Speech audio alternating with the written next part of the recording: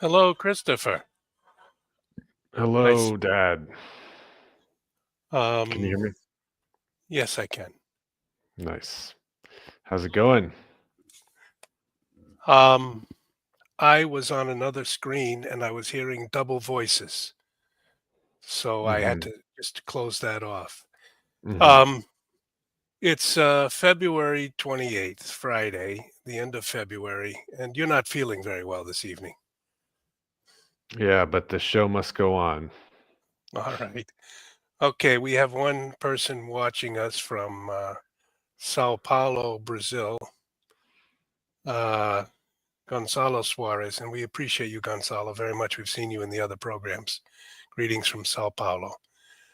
Uh, what we wanted to do was look at the global situation from the perspective of our own our own perspective, which is not to make billions of dollars, but to try to come to some type of harmonious world where we can travel and make friends and people can live out their lives without continual warfare. We're kind of interested in peace.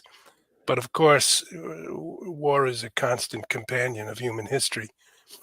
And right now, there's talk of making peace in Ukraine. You've traveled in Ukraine. And there's talk of making peace in Gaza, between Hamas and Israel. And there's also the situation of the Pope, who has wanted very much to make peace in Ukraine. He's fallen sick. People were afraid he would pass away. He seems to be stabilized in the Gemelli Hospital in Rome, about 2 miles from the Vatican. And journalists by the hundreds are watching every report that comes out about how he's breathing. But in the midst of all this, an old friend of mine who I knew in college in the 1970s. So just about 50 years ago, Christopher. His name is Mhm. Jeffrey Sachs, and he's Jewish. And he and I were in the same house in Harvard, at Radcliffe, actually, South House. And we sometimes had breakfast together in the early 1970s, so 50 years ago. So You were both, living in the women's college, Radcliffe? yes, they opened it up but we were not on the same in the same building. There was part for the men and part for the women. But that was the first time that ever happened. And then it's continued. They merged the two colleges right about 1972, 73. But I just I didn't know that you actually lived in that area of, Yeah. but I've never really, I don't know much about the layout. All right. Well, it was South House and Cabot Hall. And actually, that's actually where I met your mother. What about the what's that film about Harvard and they say like love means never having to say you're sorry? It's called Love Story. Yeah. You like Yeah. that film, huh? Well, yeah, there was a wealthy man and a poor woman who was very bright, and she was Catholic. Although she had left the faith, her father was still Catholic and wanted them to have a Catholic wedding. And That's the film? yeah, and then she gets sick and gets cancer, and the wealthy boy is fighting with his father, and the boy says to his wife, "I'm sorry that I put you through all this, and we had all these conflicts with our family Mhm. members." And she said, "Love means never having to say you're sorry." I don't know if I agree with that. Uh, it's a nice concept, I guess. Well, maybe it means say you're sorry and Yeah, still trust that in some way the relationship can endure because it yeah. has because it's a family relationship or a sacramental relationship and it can continue. Uh, it does seem that in these political questions, well, anyway, this fellow Sachs went on to Columbia University, became type of a globalist figure, but really he wanted a type. His vision was human development and peace around the world, and he was called in 1991 to advise the Russian government after 70 years of communism how to transfer to a capitalist system. And Mhm. he was a young whippersnapper American professor advising Yeltsin. And he called for something called shock therapy. He said, let's quickly evolve and not take years and years. And Russia spun into a type of depression and had a great deal of suffering. But Yeah, the he, 90s. They always talk about the 90s in hushed tones. And well, they just say, I think I read somewhere that the greatest decrease in standard of living in any country in history at any point in history was Russia in the 1990s or Soviet Union countries in the 90s. So, well, and that's that's a part of the mindset also of the president of Russia, whose name is Vladimir Putin. He lived through all that, and he kind of has a certain regret that the transition was so dramatic and so filled with suffering. But Sachs has been an advisor also to other groups around the world. And a few days ago, he gave a talk in Munich at a forum associated with the European Union, um, the geopolitics of peace. And he started to go through this entire post war period, which basically is your entire lifetime. You were born in, in Rome in 1989. And I talked before how that winter, December 1st, Gorbachev came to Rome. mhm. And I carried you into Piazza Venezia in a little pouch. And we were standing maybe 5 or 10 feet from Gorbachev. And the Soviet Union then dissolved in 1991. And the point of that was a kind of ending of the effects of the First and Second World Wars, which had divided Germany into two parts, and it reunited Germany. I remember back in the 70s visiting Austria, speaking to an old Austrian who said Germany will never be reunited. It'll be centuries and centuries. And so the fact that it occurred just 15 years later meant that history moved quickly. Germany was reunited. The Iron Curtain was taken down. Eastern Europe became visitable again. And it seemed that uh, Russia and Ukraine and the Soviet republics and Kazakhstan, where you are now, would be engaged with Europe and engaged with the West and would move forward into a prosperity. And we are now watching some of the effects of the failure of that with the confrontation with Russia. And but Sachs takes the position that it's the West's fault. And I thought I would put on a few minutes of his talk almost as a lesson in the history of the last 30 years. Is that okay with you? That's great for me. Yeah. All right. But yeah, do you Well, I can what introduce. Hmm? yeah. What was the place and topic of the talk? Actually, I don't know what I think it. Some people on the internet are calling "Why America Caused the Ukraine War." Professor Jeffrey Sachs makes Mhm. fiery speech at EU Parliament.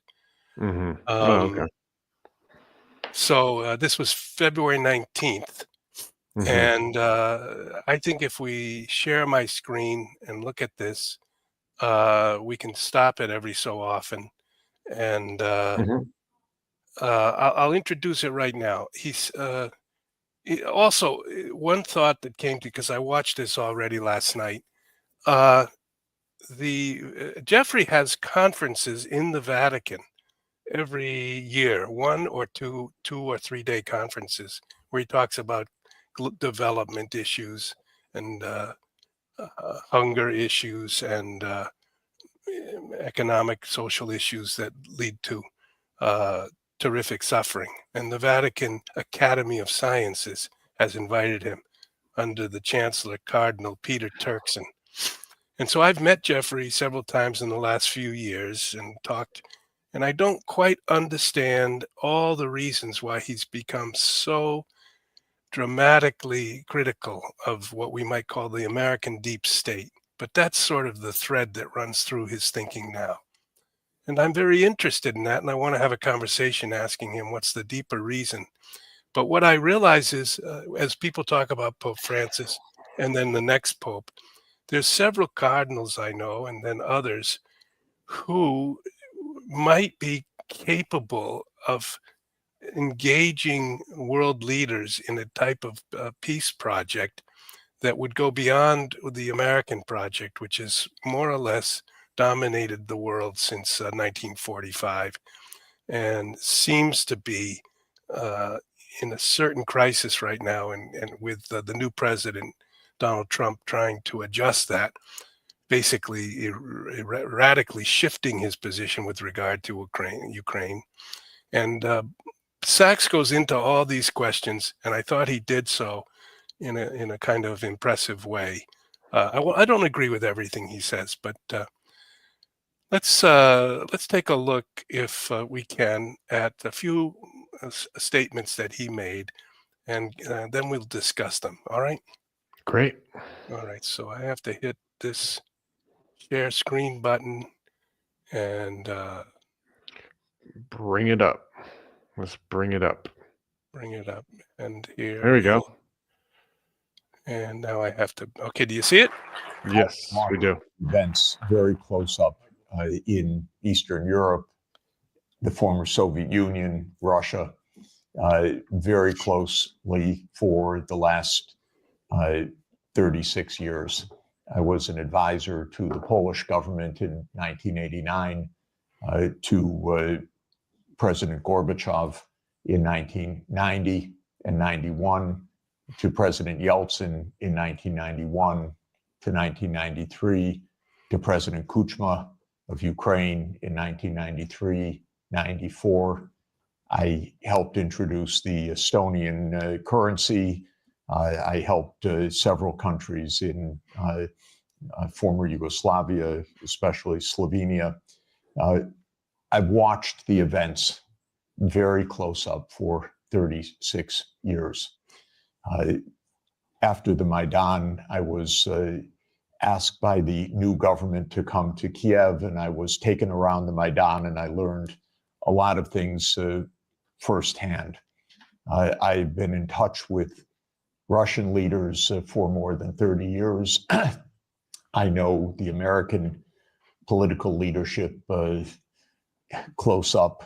Our previous Secretary of Treasury was my macroeconomics teacher 51 years ago, or just to give you an idea. So we were very close friends for a half century.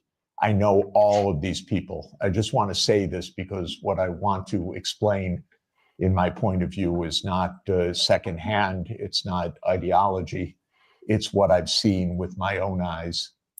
And so, Christopher, I just wanted to give those first remarks to give his credentials. And the fact that I know the man and I've met him gives it even more seriousness for me.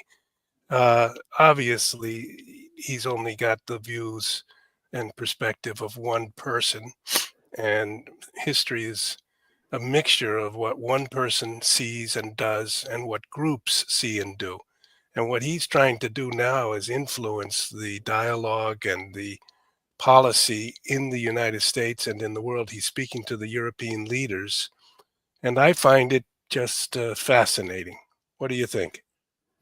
Yeah, I watched part of it. I watched the 15-minute part where he was talking about the quote from Henry Kissinger, and yeah, but I don't want to spoil it, but maybe we could get to that.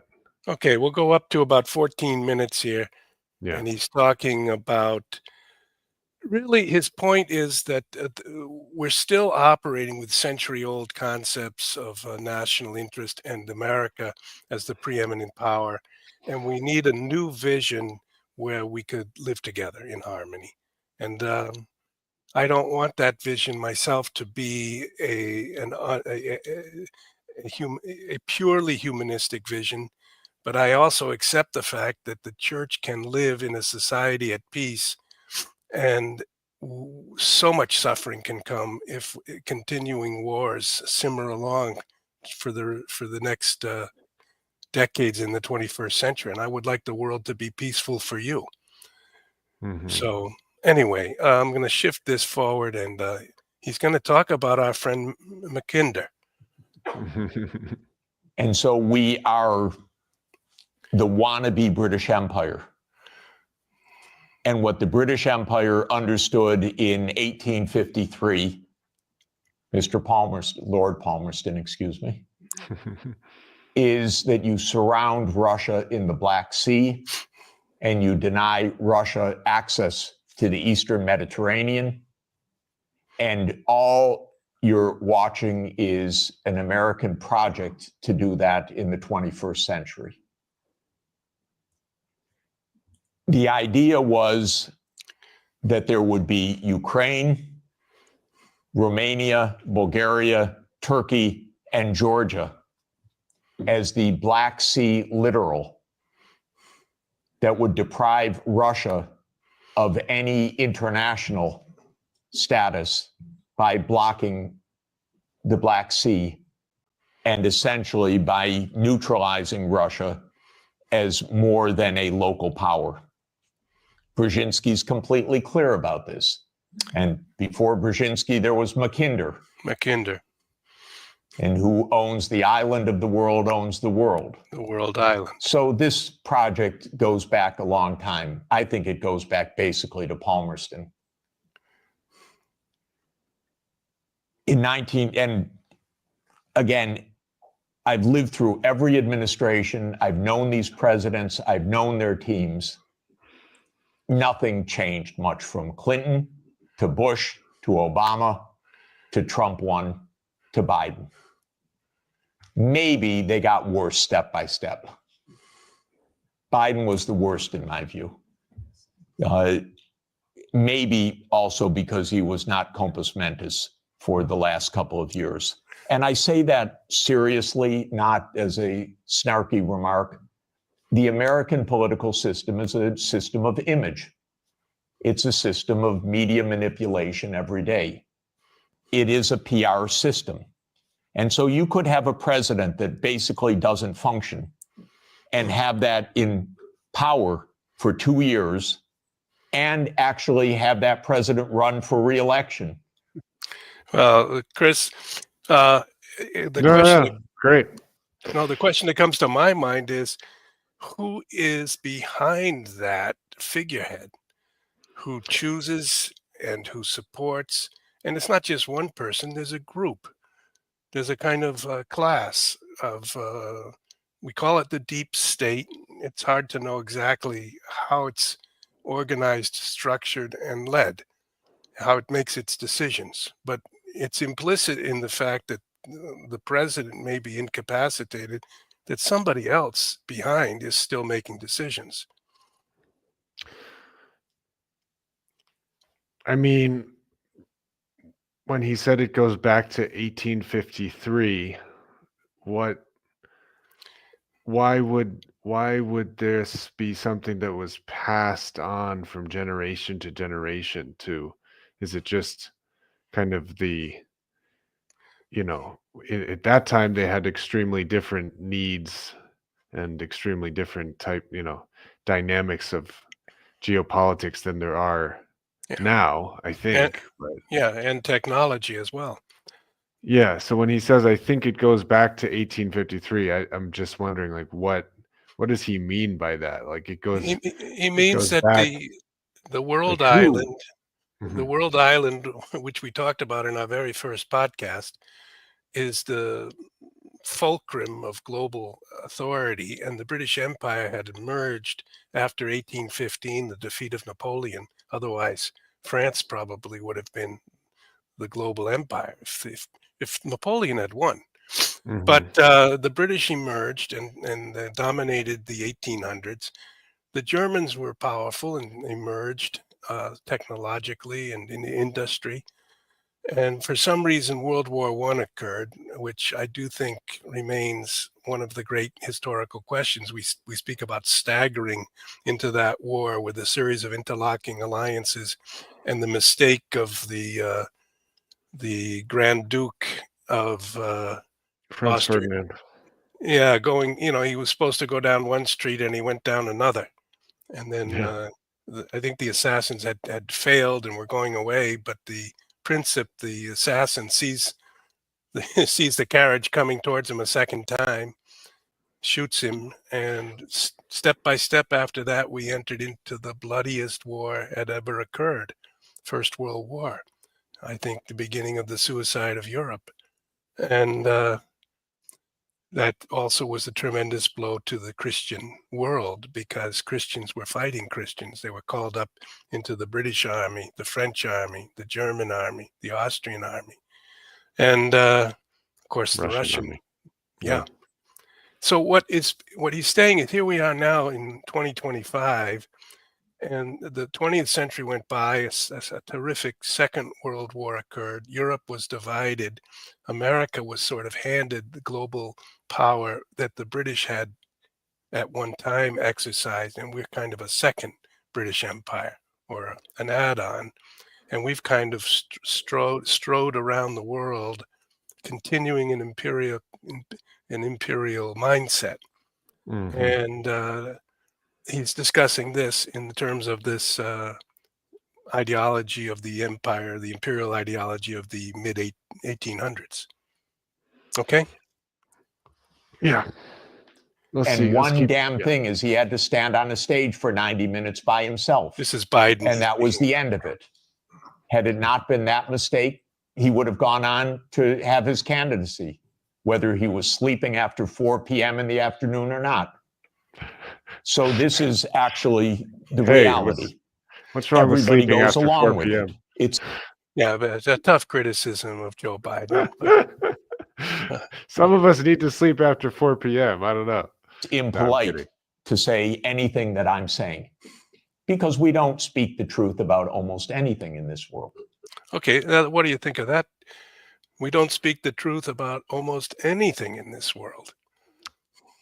Yeah, it's interesting. I agree with a lot of what he's said over the last several years. So I do think sometimes that, I think he has his opinions, and the one thing that I never have seen him do is criticize Putin.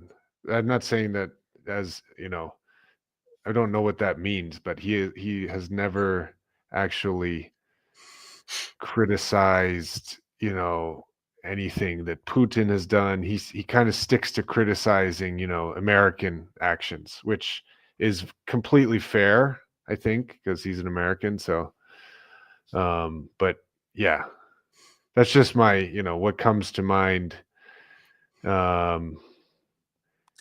Yeah, I don't know, but I think this is interesting. So I want to go a bit Okay, further. so now he's going to go through the 90s, the question of Serbia. Then he's talking about NATO enlargement. NATO, of course, was the alliance that still exists and was confronting the Warsaw Pact, which were the countries of Eastern Europe, but they dissolved the Warsaw Pact. So the Russians said, well, we're not going to have a pact. Why don't you downplay NATO or at least not expand it? And he's going to talk about all that. And we've continued to try to expand NATO ever since. This is what he's going into right now. So this project went on from the 1990s, bombing Belgrade 78 straight days in 1999 was part of this project. Splitting apart the country when borders are sacrosanct, aren't they indeed? Except for Kosovo. That's fine, because borders are sacrosanct except when America changes them.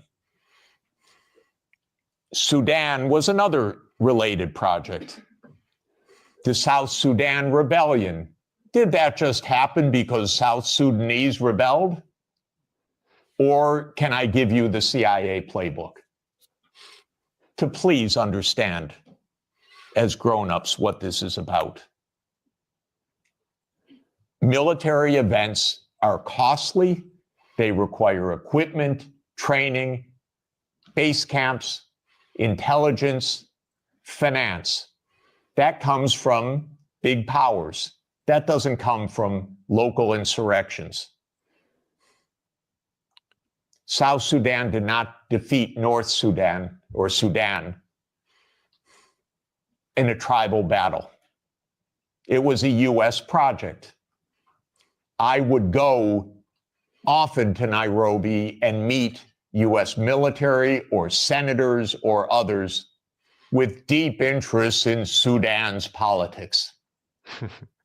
This was part of the game of unipolarity. I just should add that it's my understanding that there's a lot of oil also under South Sudan, and that there's an arc of oil that starts there, passes in some ways under Egypt, goes into the Middle East, in the Eastern Mediterranean, where we've talked about oil off the coast of Israel and Lebanon, and then passes on up towards where you are, Christopher, in Kazakhstan, going through Azerbaijan, and then I believe goes into Russia and Siberia, and in a great arc goes over the northern part of Siberia and comes down over northern Alaska, which is what the North Slope oil that the United States has been drilling. So in a sense, I think there's a geological crack in the Earth's crust or something where the oil is found underneath this long arc, which means that the one part of that arc which hasn't yet been fully exploited is about half of it, which is under Russian control. It's in Siberia.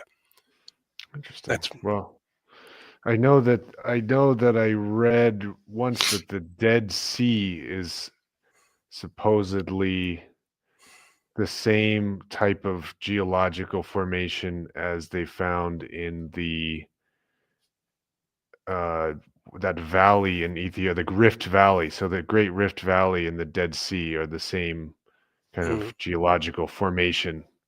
So that kind of makes sense that those areas would be connected also by having lots of oil. Although I don't know, I'm not an expert in that, obviously. We could call up that map you had, the topographical map, and look again.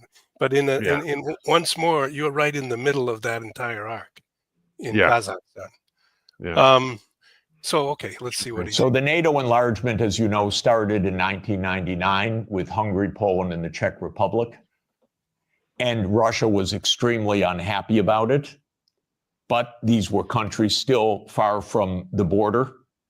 And Russia protested, but of course to no avail. Then George Bush Jr. came in. When 9/11 occurred, President Putin pledged all support. And then the US decided in September 20th, 2001, that it would launch 7 wars. Okay, Chris, you know what he's referring to is a speech by General Wesley Clark, where he said, I don't think this was publicized at the time, but it was 9/11, September 11th, Twin Towers go down, the Pentagon is struck, and the United States goes sort of on a war footing against Islamic terrorism, trying to identify exactly who caused it, Osama bin Laden or whoever else. And of course, a full and complete investigation of everything involving 9/11 has never really been done. But the 20th of September, 9 days later, is what this is referring to now. In 5 years. And you can listen to General Wesley Clark online talk about that. He was NATO's supreme commander in 1999. He went to the Pentagon on September 20th, 2001. He was handed the paper explaining 7 wars. These, by the way, were Netanyahu's wars. Okay. The idea was partly to clean up old Soviet allies and partly to take out supporters of Hamas and Hezbollah. Because Netanyahu's idea was there will be one state, thank you, only one state. It will be Israel. Israel will control all of the territory. And anyone that objects, we will overthrow. Okay, so Sachs, who is Jewish, is taking on directly the leadership of Netanyahu, whom he says already in the late 90s was imagining, proposing, lobbying for, creating the basis for the defeat of the two-state solution. And Sachs favors the two-state solution. And he thinks that Israelis and Palestinians could live together next door to each other without bombing each other if that would simply be established. But it also gets kind of juicy in the last minute that we just heard, because he's basically saying that it wasn't decided by any, U.S. politically elected representatives. It was decided by the, Netanyahu government, or Well, I don't quite understand it. I mean, if it seems a bit. well, Yeah, it just seems kind of difficult to believe. I mean, not difficult to believe, but it seems a bit. Well, maybe it was a combination of that, and also, it seems like that gives Netanyahu so much influence over the American government. Well, I would say first, I would say it's a triple explanation. The first part involves the oil of the Middle East. And my father once said to me years ago, your grandfather, he said, "It's Bob, whenever you're confused about things, just remember it's always all about the oil." And the oil is the thing that runs the modern economy ever since. Now, of course, we're seemingly going beyond oil now with nuclear energy and eventually all the electricity for the cars, etc. But this transition is not yet complete, and we don't know all the consequences. And yeah, I mean, you still need oil to do so many things in that whole in that whole process of making that ecosystem for electric cars. So yeah, right. And then like the film Mad Max shows a world where they just to get a gallon of oil or of gasoline for their vehicles, it's very precious. Yeah. So our whole economy and our whole society would shut down if we suddenly had a complete blocking of oil. Yeah.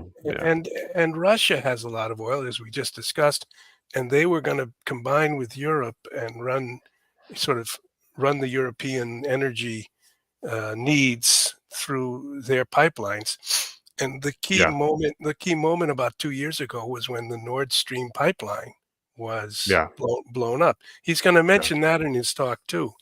But that cut this sort of, let's call it a vein or an artery that was linking Russia to Europe, and of course the United States has tried to replace that with a fleet of liquid natural gas shipments from New Orleans, liquefied natural gas instead of gas coming in a pipeline from Russia.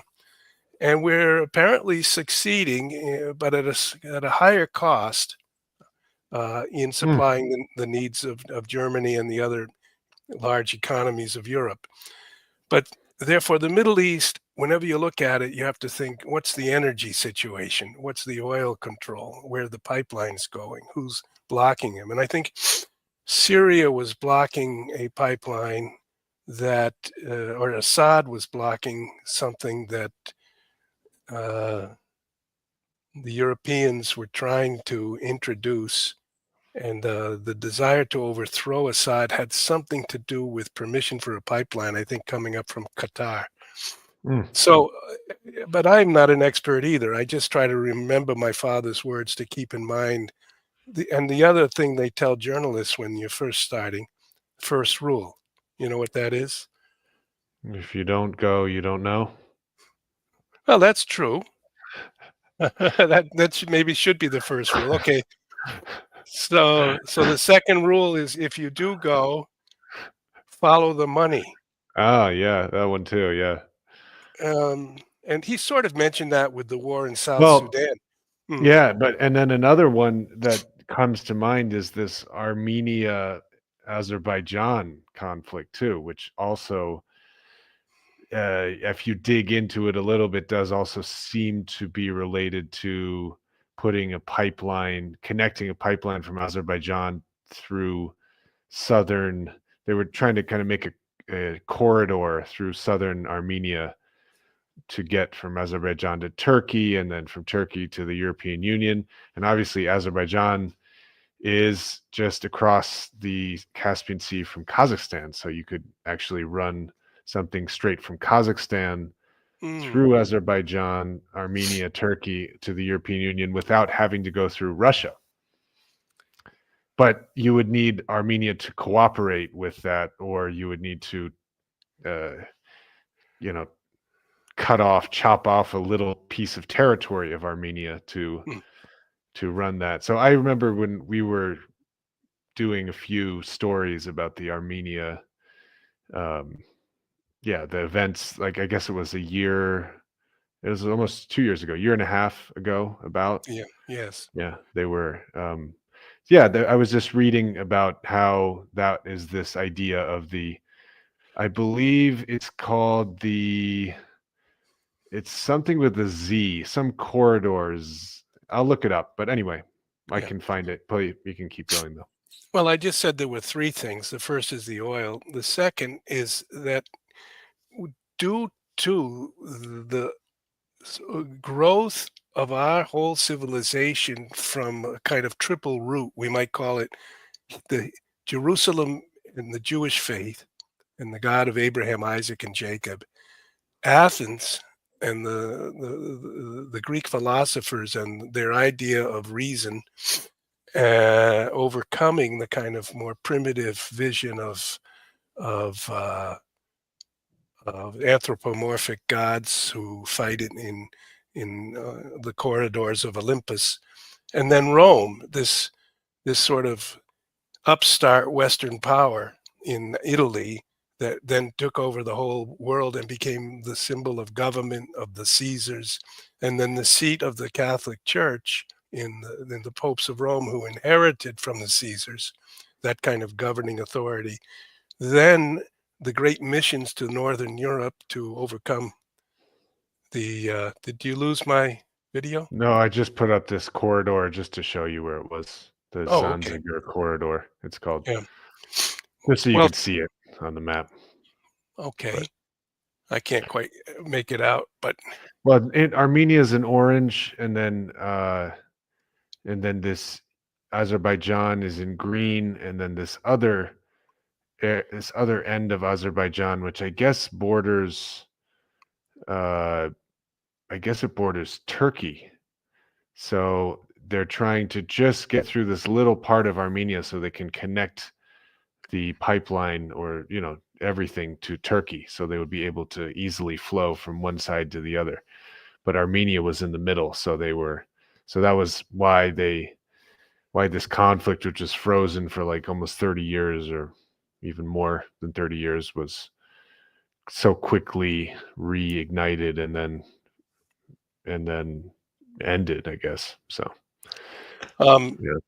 so anyway, this concept that our entire culture is derived from that region, has roots in that region, led many in Britain and in Western Europe, and many Catholics, many Protestants, many Jews, and many of them in the kind of Judeo-Christian culture of the United States to be very interested in Israel and Jerusalem Mhm. and the Middle East. And Netanyahu, therefore, isn't just dealing uh, from nowhere. He's speaking from Israel to uh, the United States, which is very interested in the fate of Israel, and both to the Jewish community, to the Christian Protestants, and to the Catholic community. And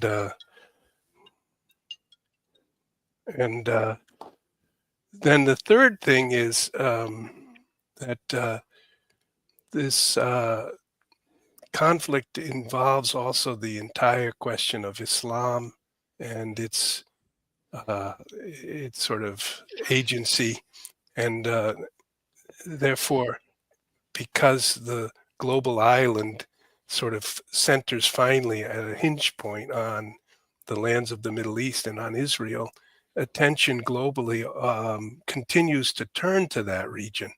So Netanyahu and the people in Israel and the policies of the Israeli government have to do with economic concerns of oil, with social, cultural, and even religious concerns of people from some way derived from that tradition, and with the struggle between peoples, including the Muslims and Jews in Palestine.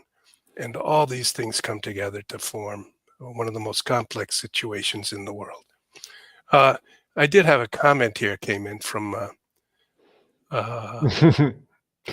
The transformation away from fossil fuels is dependent on using immense amounts of fossil fuels to fuel the purported theory of such transformation into action. okay, Yeah, good that's a point. good one. Yeah. Thanks, Pam. Okay, so I'm going to just go a little further, and I know you're not feeling well, Chris, so we're not going to be able to finish with this, but let's hear No, it. Not we we, can exactly. Our friend, the United States. That's U.S. policy until this morning. We don't know whether it will change. Now, the only wrinkle is that maybe the U.S. will own Gaza instead of Israel owning Gaza. Okay, what he's referring to is Trump's video a few days ago and his proposal a couple weeks ago that the United States play a key role in Gaza and that the people in Gaza be removed in some way or transferred or to another place. And also in Ukraine, I think Zelensky is in Washington today to sign an agreement of $500 billion worth of minerals from Ukraine to go to the United States in coming years. And this would be paying back for all the weapons we sent. So he's saying there's a shift in our policy from giving to taking, I suppose. And he's not entirely pleased by all this, but he does think the other policy we had was terrible. So whether we've made the right pivot is the question. And here. Mm-hmm. But the idea has been around at least for 25 years. It actually goes back to a document called Clean Break that Netanyahu and his American political team put together in 1996 to end the idea of the two-state solution. You can also find it online. So these are projects. These are long-term events. These aren't, is it Clinton? Is it Bush? Is it Obama? That's the boring way to look at American politics, as the day-to-day game, but that's not what American politics is. So the next round of NATO enlargement came in 2004 with 7 more countries: the 3 Baltic states, Romania, Bulgaria, Slovenia, and Slovakia. At this point, Russia was pretty damn upset. This was a complete violation of the post-war order agreed with German reunification. Essentially, it was a fundamental trick or defection of the U.S. from a cooperative arrangement, is what it amounted to, because they believe in unipolarity. Unipolarity. Mm-hmm. So as everybody recalls, because we just had the Munich Security Conference last week in 2007, President Putin said, stop, enough, stop now. And of course, what that meant was in 2008, the United States jammed down Europe's throat enlargement of NATO to Ukraine and to Georgia. This is a long-term project. I listened to Mr. Saakashvili in New York in May of 2008. Saakashvili was the president of Georgia. Yeah. So. And I walked out, called Sonia and said, this man's crazy. And a month later, a war broke out because the United States told this guy, we saved Georgia. And he stands at the Council on Foreign Relations, says, Georgia's in the center of Europe. Well, it ain't, ladies and gentlemen. It's not in the center of Europe. Chris, this is again your question of where is the center of Europe, the center of Asia. You're in the precise center of Eurasia, but Europe and Eurasia. but Europe really is a little bit to the west. So Well, Georgia is on the yeah, edge of Europe. I do think that he's a very hardcore realist when he's like, John Mearsheimer.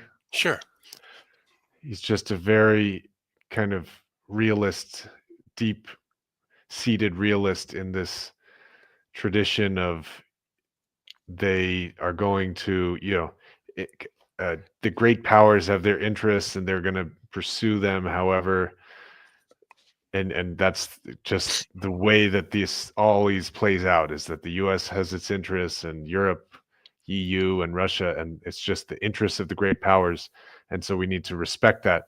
But the question that comes to my mind as I listen to this just in the last couple minutes is like, where does international law come in? Is there such thing as international law that we actually should respect, or is there something that goes beyond just the interests of Russia, so we don't provoke Russia, or the interests of the US to get the resources of Ukraine so that they'll keep paying for the war? Is there something that is more, well, I would have based on principles rather than just cynically? I think I have to disappoint you, Christopher. Yeah. I tell you again, it's a fallen world. Yeah. And I do think that the church is a light and that the message of the gospel is a light. And then I think that human efforts slowly can construct through discussion and diplomacy and agreement and treaty. We can come to a balance, but these often fall apart. And there's a lot of passion in the world, the desire for getting something without paying for it, to plunder, to just seize it. If I see a nice house, maybe I want to get it, and so I take it. But we have a legal structure, but even our legal structure can be corrupted, I think, as has occurred in America. And the table then gets tilted. So the rich, we have a legal structure where you can have a job and a bank account and earn money, but the money seems to tilt down the table into the hands of the rich. According to all of the statistics, we have a greater gap now than ever in history between a small number of very, very wealthy people and an awful lot of people that are struggling hard. So, but yeah, I guess my question would just be if because I know there's two other things I wanted to say about the video. And first was that if you go watch a bit later, he criticizes Netanyahu and he says, I think Netanyahu has correctly been accused of war crimes, or has correctly been indicted as a war criminal by the ICC, International Criminal Court. But I also think that the ICC opened an investigation of Putin for war crimes. So he's emphasizing the legitimacy of the ICC when it supports his own views, which I don't disagree with any of his views. I think he's has an extremely deep grasp of all of these events that are happening. But I think there needs to be more of a consensus on what is international. How can you look at international law like impartially, or is it just you cynically kind of redraw things when it works? Excellent question. I Yeah. would say that it's a long effort on the part of many leaders, many individuals, scholars, statesmen who strive to balance between their own interest and how that interest can be served if you think about the other party's interest as well. So you get a win-win situation. With Trump, we have a man who's great at negotiating, but whether we will reach a win-win mentality that will be fair to all parties and lay the basis for an enduring peace, I don't know. That's why I've thought we should have maybe the Vatican itself, where I really appreciate some of the Vatican diplomats. I think they have a moral principle and a kind of common good vision, which could influence negotiations over these great questions. And Yeah. I do think the whole globe, as we go into this new technology, which people say is going to be as dramatic as the coming of the car and the airplane, we see now that we're connected. Even you and I are speaking from Kazakhstan, and I'm actually right now in Virginia, and we speak instantaneously. But we'll come back to all these questions. I know that you told me about half hour before the show, you said you felt a little sick. Yeah. Well, we have to do something anyway. But Yeah. let's come back to this next week. But there's one other item I wanted to bring up. Your brother today has his birthday. Do you think Right. we should call him up and sing happy birthday? We He's in Los can Angeles. we should call him. I don't know if I can call him on my phone, but I mean you can call him. I think we could do it after the All stream right. is over. You think that's a little more uh, modest and yeah, I think we should keep our private We matters. No, Well, but we can have him uh we can get some wishes for him from the comments if there's yeah, any would wishes. anyone like to wish happy birthday to Luke, who today actually is turning 32 years old? He was a little tiny boy in Rome in 1993, and he looked very, very beautiful. Helpless. Yeah. But you know, It's when he came home from the hospital, you looked at him and you said, "This is my brother." Yeah. I think we found some quotes that I think you wrote down some quotes like from when I was young, 3, 4, 5 years old. And one of them I said, uh, I think I said like, I, I really like having a brother, and I don't feel and like jealous. I don't think I said it like that. I said it like how a 4-year-old would say it, but I'll it look it was up. something like you were saying, oh, you might feel like there's not as much attention or something, and then I was 4 and I was saying, yeah, no, it's great. I think so. Okay. It was nice. It was nice to have a little brother. Not so little now. He's getting up there. Yeah. Well, I wish best wishes to everyone watching and all your brothers and sisters, all your children, your Yeah. parents, and a peaceful world. We pray for that every day. And we'll be back. And Christopher's going to take a few days to recover his health, and me too. Yep. Just gotta get some good, maybe yogurt. I don't know, some local probiotics. Get my stomach. I got a little virus, so Okay. yeah. But I'll be fine. I'll be back. We'll be back next week. All right. See you We next got week. we got some birthday wishes. Thank you for these birthday wishes. That's very, very kind. Gonzalo Suarez from From Brazil. Pablo de Rio. Wonder where he's from. Okay. oh, Kathy O'Toole, it's my daughter's birthday too. Okay. Well, It's a great. we wish your daughter a wonderful birthday, and I hope you have the chance to have a big hug. Yes, Luke, God bless you. My own son is 33. These young men will form the faith and culture integrity. All right, Okay.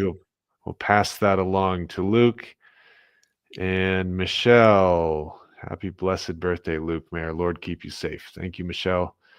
And Gonzalo says, "Get well soon, Christopher." Thank you. I appreciate it. I will for sure. Hey, could I will. anybody hit a like button, because we are just about to start to climb, and then we will be even better organized and more thoughtful, profound on all these questions. And I think we might provide some help even to Jeffrey Sachs and other people to understand these things from a spiritual dimension. Everybody give a like if you can. That would be great. We got to keep going. The show must go on. The show must go on. All So, right, then. It's midnight in Almaty. You have a good night's sleep, and all right. happy Thank birthday you. to Luke, and thanks for coming on tonight. All right. Thanks everybody. Thanks for watching. See you soon. See you next week. Oh, I'm from Virginia. Great. Dang, we got an eclectic crowd here. That's what makes it fun. All right. So we'll come back. Yeah, we'll come back to this next week. Things are moving fast these days, so we'll have a lot to talk about next time.